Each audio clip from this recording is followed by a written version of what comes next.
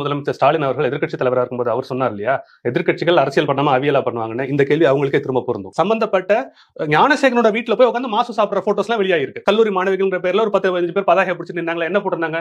நாங்க பாதுகாப்பு இருக்கோம் தமிழ்நாட்டுல இருந்து. எவ்வளவு மனசாட்சி இல்லாத ஒரு வக்ரம் பிடித்த ஒரு செயல். நீ ஏன் அந்த இடத்துக்கு போன? படிக்க தானே போன, நீ ஏன் அங்க லவ் பண்ற? இந்த மாதிரியான விக்டிம் பிளேமிங் எல்லாம் பண்ணிட்டு இருக்காங்க. சிசிடிவி சரி பண்ணுங்க, குற்றவாளிகளை கைது பண்ணுங்க, குற்ற நடவடிக்கை உள்ள மேல குண்டாஸ் போடுங்க, ஹிஸ்டரி ஷீட்டர்ஸ் மேல, அந்த சம்பந்தப்பட்ட ஆட்கள் மேல முறையான நடவடிக்கை எடுத்தீங்கன்னா தமிழ்நாடு முழுக்க இருக்க பல்வேறு குற்றவாளிகளுக்கு ஒரு பயம் வரும். குற்றவாளி காலையில கை கட்டு போட்டு உட்கார்ந்திருக்காரு, இதுல இருந்து வரைக்கும் முழுக்க மாவு கட்டு இருக்கு, சாயங்காலம் பார்த்தா இவ்வளவுதான் கட்டு இருக்கு, முக்கால்வாசி கட்டு இல்ல.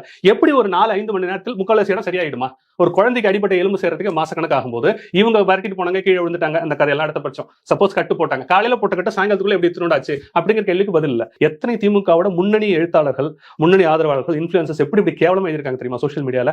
படிக்க தானே போனேன், உனக்கு அங்க போய் லவ் பண்ற வேலை என்ன? உனக்கு படிக்கத்தானே புதர்குள்ள உனக்கு என்ன வேலை? போன அசிங்கமா கேள்வி கேட்டுருங்க. இந்த மாதிரி இந்த சமுதாயம் அசிங்கமா நடந்துக்கும் போது பாலியல் குற்றங்களை கம்ப்ளைண்ட் பண்றது கூட மக்கள் பயப்பட